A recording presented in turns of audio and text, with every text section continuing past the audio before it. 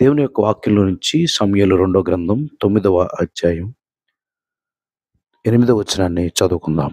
అతడు నమస్కరించి, చచ్చిన కుక్క వంటి వాడినైన నా ఎడల నీవు దయ చూపుటకు నీ దాసుడైన నేను ఎంతటి వాడను అనెను.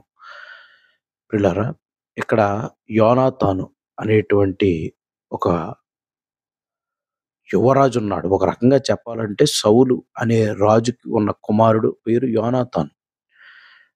అతడు సహజంగా యువరాజుగా పోలుస్తాం, రాజు కొడుకుని.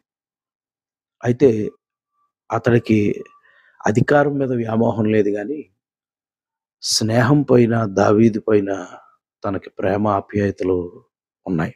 అంతేకాదు, ఈ యోనాతానుకి ఒక కుమారుడున్నాడు. అతని పేరు మెఫీబోషెత్. సౌలు యుద్ధంలో చనిపోయాడు. యోనాతాను చనిపోయాడు. యోనాతాను తర్వాత తన కుమారుడు మెఫీబోషెత్ ఉన్నాడు.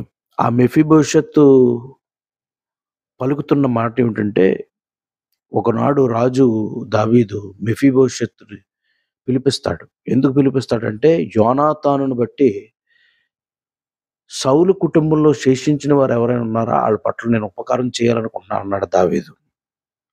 దావీదు ఇప్పుడు నేను రాజు అయిపోయాను కదా అని తన గతాన్ని మర్చిపోయినవాడు కాదు.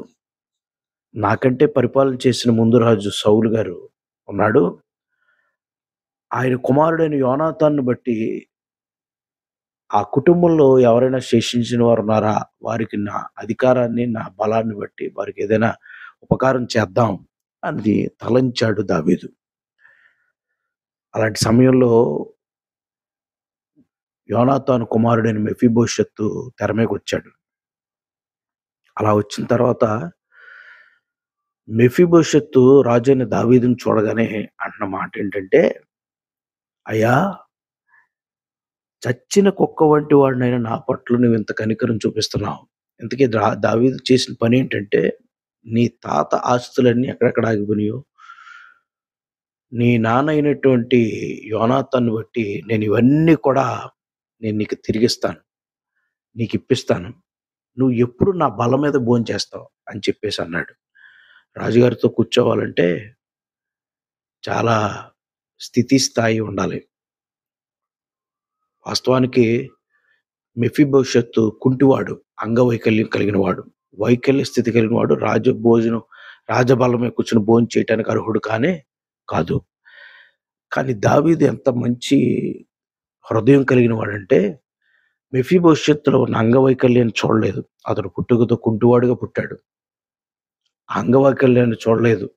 ఆ లోపాన్ని చూడలేదు. నా బల్ల మీద నువ్వు భోంచేస్తావు అని చెప్పాడు దావీదు. ఈ మాటకి మెఫీబోషెత్ గుండె కరిగిపోయి, బతికున్న కుక్కతో కాదు, చచ్చిపోయిన కుక్కతో పోల్చుకుంటున్నాడు. అయ్యా, నీ బల్ల మీద భోంచేయటానికి నేనేవేవైతే మా తాతలు సంపాదించి వెళ్ళిపోయారో అవన్నీ నేను పోరాడి తెచ్చుకోలేను గానీ, నా నిమిత్తం నువ్వు పోరాటం చేస్తావా? నా నిమిత్తం నువ్వు అవన్నీ తిరిగి నాకు అప్పగిస్తావా? చచ్చిన కుక్క వంటి వాడినైన నీవు దయ చూపుటకు నీ దాసుడైన నేను ఎంతటి వాడిని అని తను తాను బహుగా తగ్గించుకున్నాడు. మనం విషయంలోకెళ్తే, రాజింట్లో కుక్కకు కూడా చాలా గౌరవం ఉంటదండి. మీరు అర్థం చేసుకోండి. అందుకు యోనాతాను కుమారుడైన మెఫీబోషెత్ ఎలా పోల్చుకుంటున్నాడంటే, వాస్తవానికి రాజుగారి మనవడైన సౌలు మనవడైన మెఫీబోషెత్ బతికున్న కుక్కకి అన్నా విలువ ఉంటదేమో అనుకుని చచ్చిపోయిన కుక్కతో పోల్చుకుంటున్నాడు. రాజుగారి ఇంట్లో నుంచి వచ్చిన కుక్కకు కూడా సెపరేట్ ట్రీట్మెంట్ ఉంటది వెటర్నరీ హాస్పిటల్‌లో. తెలుసా మీకు? అందరి కుక్కల్ని పక్కన పెట్టి ముందు రాజుగారి ఇంట్లో నుంచి వచ్చిన కుక్కకి ముందు ట్రీట్మెంట్ చేస్తాడు డాక్టరు. బతికున్న కుక్క. అయితే మెఫీబోషెత్ ఏం చేస్తున్నాడో తెలుసా? చచ్చిపోయిన కుక్కతో పోల్చుకుంటున్నాడు. చచ్చిపోయిన కుక్కనే తీసి బయట పారవేస్తారు. నేను అలాంటి వాడిని అంటున్నాడు. బతికున్న కుక్కతో కూడా పోల్చుకుంటలేడు. ఈ మాట విన్న సోదరి సహోదరులారా, మెఫీబోషెత్ జీవితం లాంటి జీవితమే మనది కూడా. మనం వైకల్యంతో ఉన్నాం. పాపం అనే వైకల్యంతో ఉన్నాం. మనం పోరాడలేని స్థితిలో ఉన్నాం. జయించలేని స్థితిలో ఉన్నాం. నేను పలానా అని చెప్పుకోలేని స్థితిలో ఉన్నాం. దేవుడు మనకు గుర్తింపునిచ్చాడు. మన నిమిత్తం ఆయన పోరాడాడు. దావీదు స్థానంలో క్రీస్తుని మనం ఊహించుకుంటే, మెఫీబోషెత్ స్థానం మందగా మనం భావించి ఆలోచన చేస్తే, ఎక్కడో మరుగైపోయిన జీవితాలు కలిగినటువంటి నిన్ను నన్ను దేవుడు వెలికి తీసుకొచ్చి ఆయన బల్లమై భోంచేసే భాగ్యాన్ని ప్రభు మనకిస్తున్నాడు. ఆయన బల్ల మీద, ఆయన బల్ల యొద్ద ఆయనతో కలిసి సదాకాలం ఉండే గొప్ప భాగ్యం ప్రభు మనకిస్తున్నాడు. కనుక ఈ మాటలు అర్థం చేసుకుందాం. క్రీస్తు మన పట్ల ఎంత కనికరాన్ని చూపించాడు. ఎందుకంటే ఆయన కరుణా సంపన్నుడు, కనికరపూర్ణుడు. కనుక ఆ కనికరాన్ని మెఫీబోషెత్ పట్ల దావీదు చూపించాడు. క్రీస్తు ప్రభువారు మనందరి పట్ల ఆయన తన కనికరాన్ని చూపించాడు. ఆయన కనికరాన్ని తోలనాడక నిర్లక్ష్యం చేయక ఆయన కొరకు బతుకుదాం. మెఫీబోషెత్ వలె మనం బహుగా తగ్గించుకుందాం. మనల్ని మనం సరిచేసుకుందాం. దేవుని ఆశీర్వాదాలు మరింతగా పొందుకుందాం. దేవుడు అలాంటి భాగ్యాన్ని మనందరికీ ప్రసాదించి నడిపించును గాక.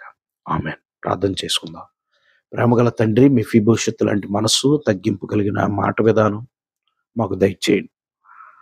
బ్రతుకున్న కుక్కతో కూడా పోల్చుకోవట్లేదు. ఎందుకంటే ఒకవేళ సౌలు రాజు ఇంట్లో బతికున్న కుక్కకే విలువ ఉంటుంది కాబట్టి నేను చనిపోయిన కుక్క లాంటి వాడిని అని చెప్పాడు. అయ్యా, బహుగా తగ్గించుకునే బ్రతుకు మాకు దయచేయండి. నన్ను ఎంత కనికరించావు. లోబడుతున్నాం, మీకు సమర్పించుకుంటున్నాం. ఈ దినం చేసే ప్రతి పనులు తోడే ఉండడం, మీ చిత్తంకి అందేది దరిదాపు తీసుకురాకండి. మా మాట విధానం కానీ, మా చూపు కానీ, ప్రవర్తన కానీ, ఆలోచనలు కానీ అన్నీ బహుగా మెఫీబోషెత్ వలె తగ్గింపు కలిగి జీవించే భాగ్యం మాకు దయచేయండి. మేము హెచ్చించుకోవటానికి ఏమాత్రం అర్హులం కాదు, యోగ్యులం కాదు. ఈరోజు ఇచ్చిన ఈ వర్తమానానికి వందనాలు చెల్లిస్తూ మమ్మల్ని మీ ఆత్మతో నింపండి. మా దేశ నాయకులు, రాష్ట్రం, ప్రభుత్వం పాడిన పంటను దీవించి బలహీనలందరినీ బాగు చేసి వ్యాధులు స్వస్థపరచండి. మేము మా జీవితం మారుస్తాను మీకు ఇచ్చే భాగ్యం, వాక్యం, ప్రార్థన, పరిశుద్ధ ప్రేమ కలిగి జీవించే భాగ్యము దయచేయండి. ఈ ప్రార్థన అంగీకరించి ప్రతిఫలం దయచేయండి. యేసు ప్రభు నామములో ఈ ప్రార్థన అడుగుచున్నాము తండ్రి.